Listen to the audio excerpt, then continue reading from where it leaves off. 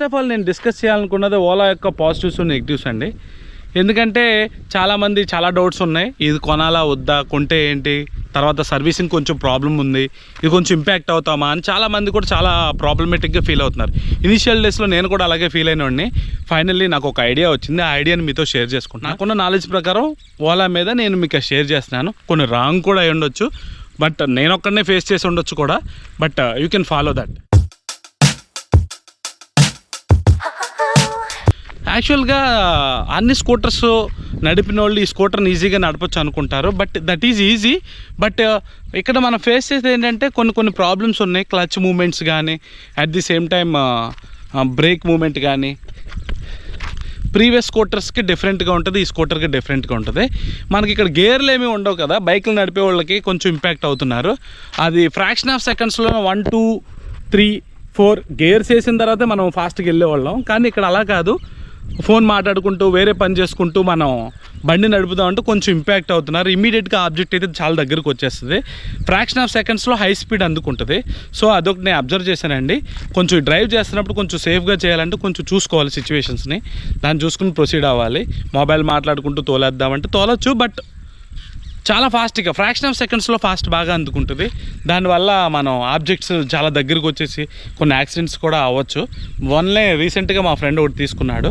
So same problem, తను ఏదో దిక్కులు చూసుకుంటూ తోలాడు. సో దిక్కులు చూడకుండా డ్రైవింగ్ మీద ఫోకస్ పెట్టి తోలడం బెస్ట్ ఓలా. ఎందుకంటే చాలా ఫ్రాక్షన్ ఆఫ్ సెకండ్స్లో చాలా స్పీడ్ అందుకోవడం వల్ల కొంచెం డ్రైవింగ్ ఇంపాక్ట్ ఉంటుంది.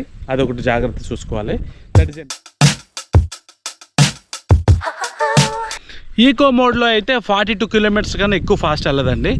అదే ఇంకా దీన్ని ఫాస్ట్. ఈకో మోడ్లో మీరు ఎంత రేస్ చేసినా 42ను క్రాస్ అవ్వదు. 42 kilometres is the highest speed అనమాట.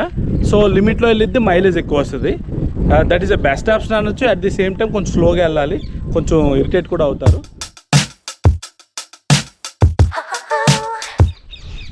నేను అబ్జర్వ్ చేశాను దీంట్లో మెయిన్ నెగిటివ్ ఏంటంటే ఓలా ప్యానల్స్ అన్నీ కూడా కొంచెం గ్యాప్స్ అయితే స్టార్ట్ అయినాయండి. ఇనిషియల్ డేస్లో బండి బాగానే ఉంది, కానీ మనం తర్వాత తీసుకున్న తర్వాత కొంచెం గ్యాప్స్ అయితే నేను అబ్జర్వ్ చేశాను.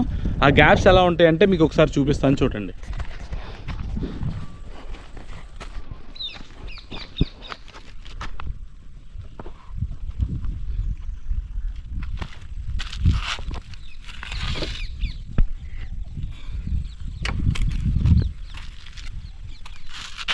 ఇంకోటి ఓలా వాళ్ళు చెప్పింది ఏంటంటే ఏదైతే మనం ఈ గార్డ్స్ వేస్తామో ఈ గార్డ్స్ వల్ల కూడా గ్యాప్స్ వస్తాయి అన్నారు. కొంతమంది ఈ షోరూమ్ వాళ్ళు ఈ గార్డ్స్ అయితే వేయించకండి అని చెప్తున్నారు, బట్ గార్డ్స్ లేకపోతే ప్రొటెక్షన్ అలాగని మనం వేస్తున్నాం.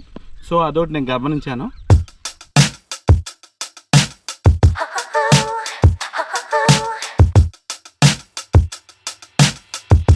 రైల్లో ఓలా బైక్ బిహేవియర్ అయితే అన్యూజువల్గా ఉందండి. ఆ బిహేవియర్ కరెక్ట్గా లేదు. ఒక్కోసారి రెస్పాండ్ అవుతుంది ఇన్స్ట్రక్షన్స్ ప్రకారం, ఒక్కోసారి రెస్పాండ్ అవ్వట్లా. ఫాస్ట్ అయితే సడన్గా రెయిన్లో వెళ్తున్నప్పుడు కొంచెం ఇంపాక్ట్ అయ్యాను నేను. ఆ రెయిన్ వీడియో మీకు చూపిస్తాను, చూడండి.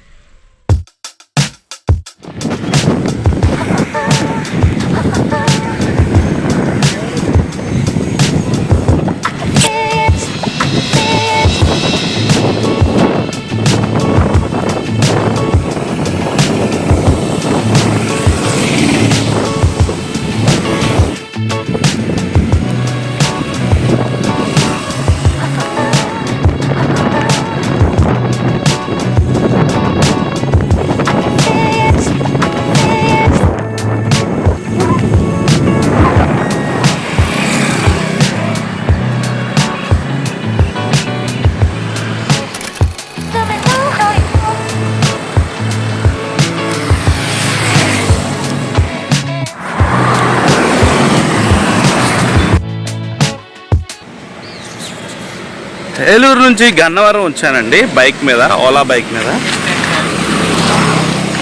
ఫైనల్లీ వర్షంలో కూడా పెర్ఫార్మెన్స్ బాగానే ఉంది, బట్ నేను గమనించింది ఏంటంటే ఈ వర్షంలో ఓలా బైక్ పెర్ఫార్మెన్స్ కొంచెం ల్యాగ్ అనిపించింది. 60-70లో వెళ్తున్నప్పుడు అప్రాక్సిమేట్లీ బైక్ ఒకసారిగా డ్రాప్ అవుతున్నట్టు, ఫాస్ట్ ఒకసారిగా తగ్గుతున్నట్టు అబ్జర్వేషన్ అయితే నేను చూశాను.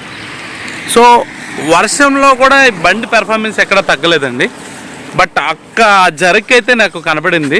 బట్ నా ఒక్కడికే వచ్చిందా ఓలా బైక్ వాడే వాళ్ళు అందరికీ ఉందో నాకు తెలీదు.